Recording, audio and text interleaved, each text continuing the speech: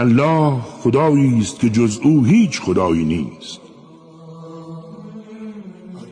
زنده و پاینده و آگاه است. هیچ خواب سبک و سنگینی او را فرا نمیگیرد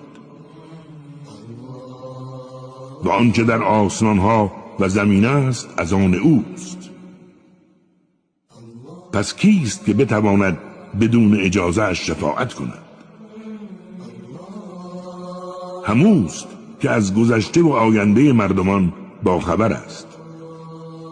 هیچ کس به علم او احاطه پیدا نمی کند مگر به قدری که خودش بخواهد.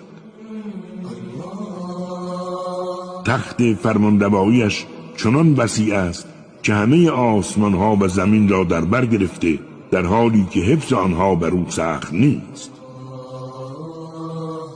و خداوند بلند مرتبه و بزرگ است.